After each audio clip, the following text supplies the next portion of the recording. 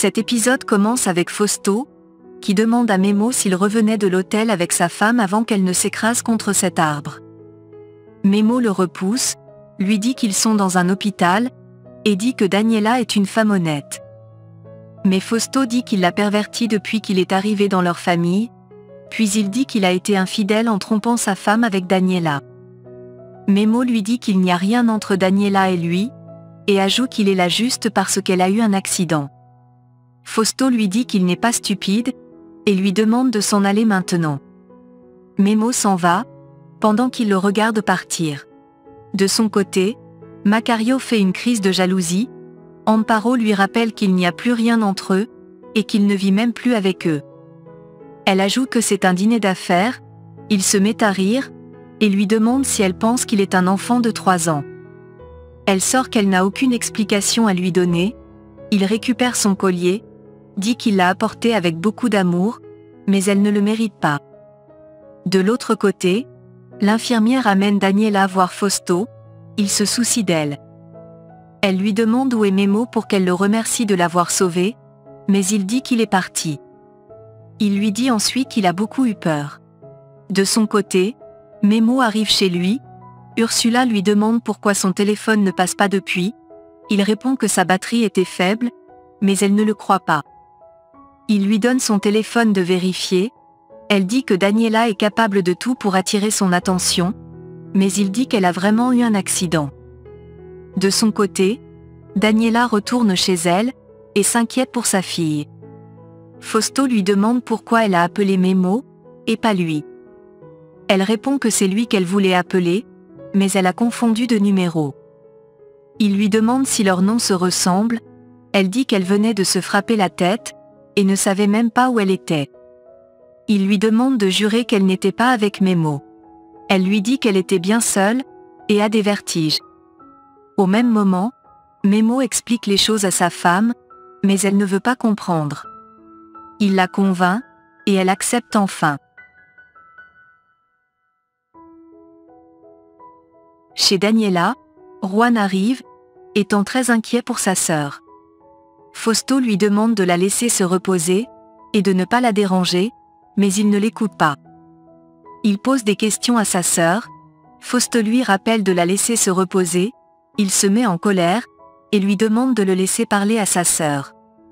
Ils se mettent à se discuter, Daniela essaie de les calmer.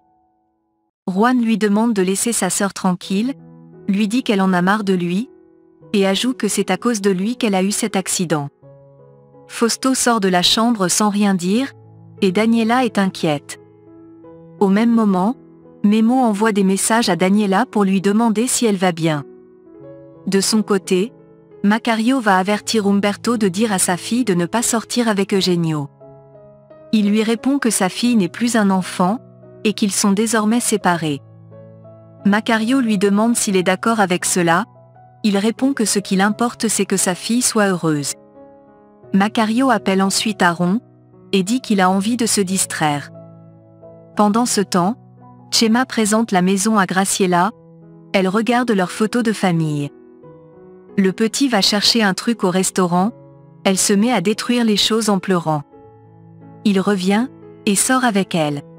De son côté, Amparo va honorer au rendez-vous d'Eugenio, il lui dit qu'elle est plus belle que jamais, et lui sert un verre.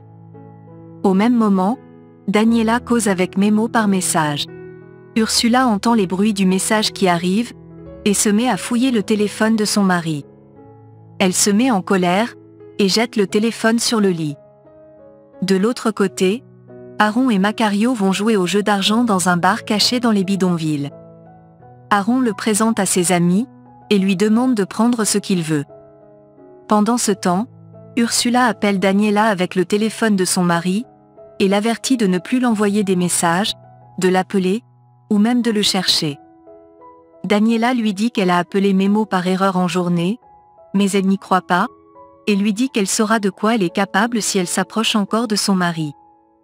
Daniela lui rappelle qu'il est le père de sa fille, et pour cela, ils doivent rester en contact. Ursula dit qu'elle utilise sa fille pour se rapprocher de Memo, et lui demande de ne pas commencer cette guerre avec elle, car c'est sa fille qui va en subir les conséquences. Puis, Elle raccroche le téléphone, et Daniela se sent honteuse. De son côté, Memo prend un verre avec son frère qui chante pour lui. Il lui dit qu'Ursula n'arrête pas de lui parler de Daniela. Leonardo répond qu'elle n'est pas stupide, car ça se voit qu'il a des sentiments pour Daniela. Il répond qu'il n'arrive pas à s'en empêcher. De l'autre côté, Amparo apprécie le repas d'Eugenio. Il lui dit qu'un magazine très important l'a contacté pour une interview avec elle. Elle s'inquiète de ce qu'elle va leur dire. Il lui répond qu'elle aura beaucoup à dire sur ses repas. Et dit qu'elle sera classée parmi les chefs les plus importants du Mexique. Elle lui demande s'il va être avec elle pendant l'interview, car elle peut être nerveuse. Il lui dit que cela ne va pas arriver, et va vérifier son repas dans le four. De l'autre côté, Karen va voir Daniela, et lui demande ce qui s'est passé.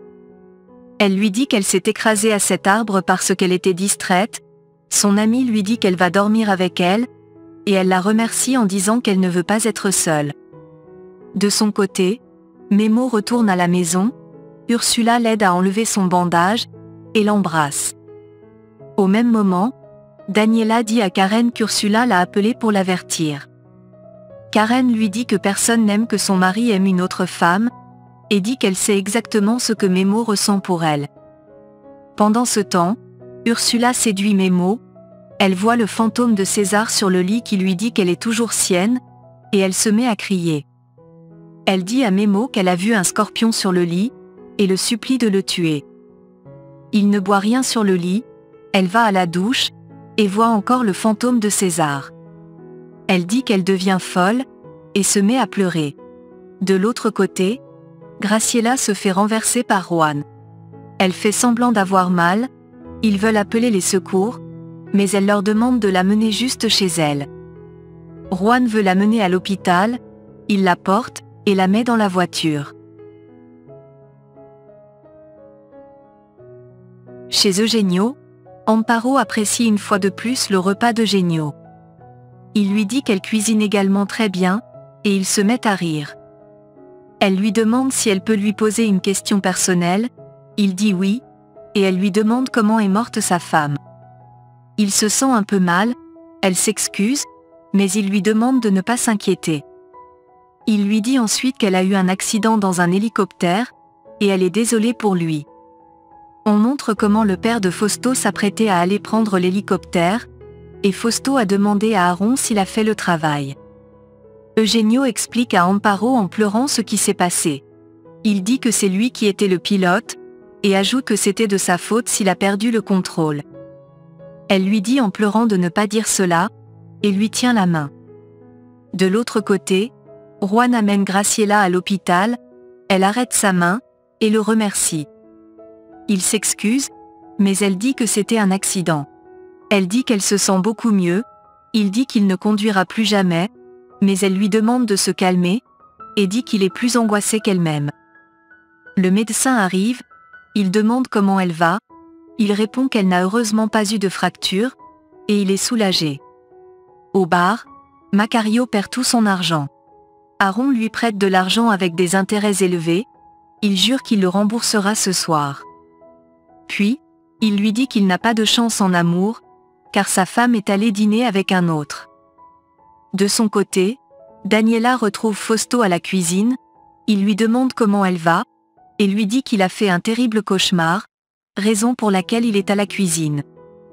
Il lui dit que dans son rêve, elle a eu un terrible accident, et n'a pas survécu. Elle dit que c'est un mauvais rêve, et veut s'en aller, mais il l'arrête, et l'embrasse de force. Karen est cachée derrière la porte et est tout étonnée.